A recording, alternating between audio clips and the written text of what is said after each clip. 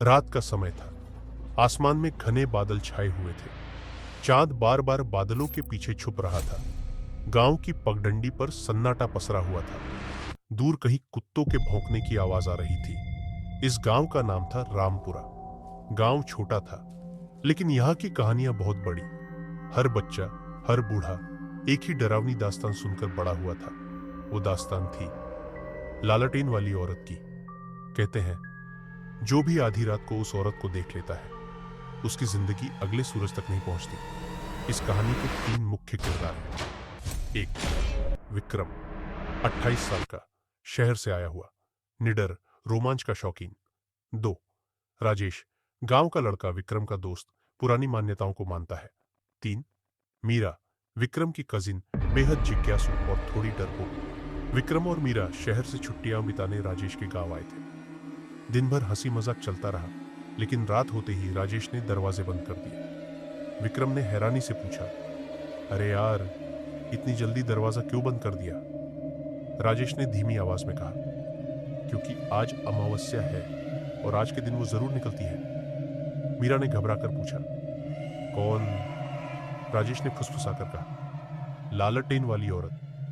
राजेश ने अपने दोस्तों को कहानी सुनाई। बहुत साल पहले इसी गांव की एक औरत थी, सुगंधा।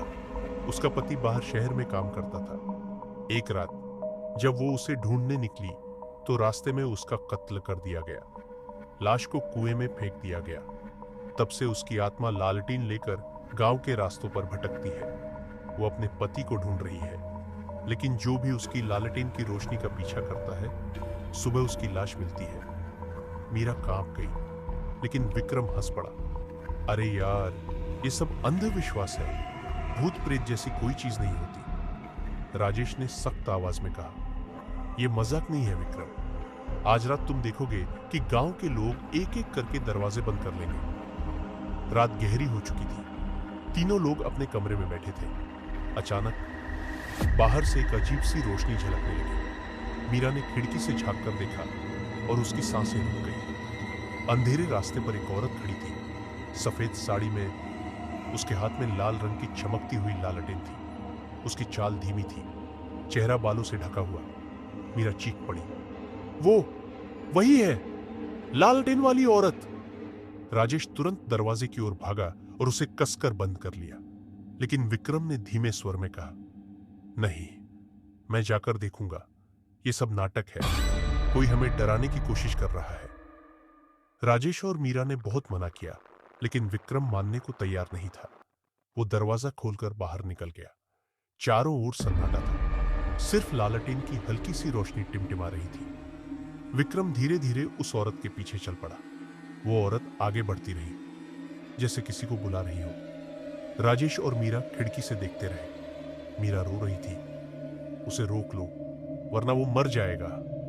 लेकिन विक्रम चलता ही गया। लालटेन की रोशनी उसे और गहराई में खींचती जा रही थी। विक्रम गांव से बाहर निकलकर जंगल की तरफ बढ़ा। पेड़ों के बीच अजीब अजीब आवाजें आ रही थीं, जैसे कोई फुसफुसा रहा हो, जैसे कई परछाइयां उसके चारों ओर घूम रही हो। वो औरत बिना पीछे देखे आगे बढ़ती रही। उसकी लालटेन की लौ कभी तेज, कभी धीमी होती।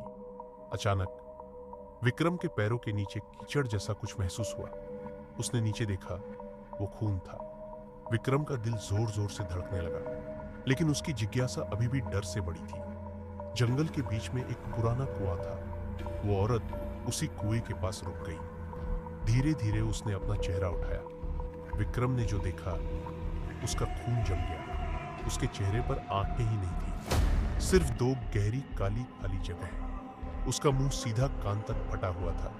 और तभी उसने फुसफुसाकर कहा, मेरे पति को देखा है। विक्रम चीख पड़ा, लेकिन उसकी आवाज किसी ने नहीं सुनी। सुबह गांव वालों को विक्रम की लाश मिली। उसका शरीर कुएं के पास पड़ा था। चेहरे पर वही खौफनाक अभिव्यक्ति, जैसे उसने कुछ बहुत भयानक देखा हो। राजेश और मीरा टूट चुके थे, लेकिन अब उन्हें सच्चाई जाननी ही थी। राजेश ने गांव के बुजुर्ग से पूछा, ये सब क्यों होता है? आखिर वो औरत चाहती क्या है? बुजुर्ग ने लंबी सांस ली और कहा, वो सिर्फ अपने पति को ढूंढ रही है। जिस दिन उसे उसका पति मिल जाएगा, उस दिन उसका श्राप खत्म हो जाएगा। लेकिन जब तक वो नहीं होता, वो लालटेन की रोशनी से और लोगों को अपने साथ ले जाती रहेगी। मीरा अब अकेली बची थी। राजेश ने भी गांव छोड़ने का फैसला कर लिया। लेकिन उस रात मीरा को सपना आया। सपने में वही औरत उसके सामने खड़ी थी। उसने लालटेन उसकी ओर बढ़ाई और बोली, मेरे पति को ढूंढ दो, वरना अगली बारी तुम्हारी है। मीरा नींद से जाग गई। उसके माथे पर पसीना था। दरवाजे के बाहर से फिर वही हल्की रोशनी झलक रही थी। मीरा कांपते कदमों से दरवाजे के पास गई। उसने धीरे से झांक कर देखा। बाहर वही औरत खड़ी थी, लालटेन हाथ में थमे सीधे उसकी आंखों में देख रही थी। मीरा की सांसें थम गई। उसने देखा कि औरत के पीछे धुंधली परछाई में कोई और इंसान खड़ा है। वो परछाई धीरे धीरे साफ हुई और मीरा ने देखा वो विक्रम था, लेकिन उसका चेहरा फटा हुआ, आंखें खाली।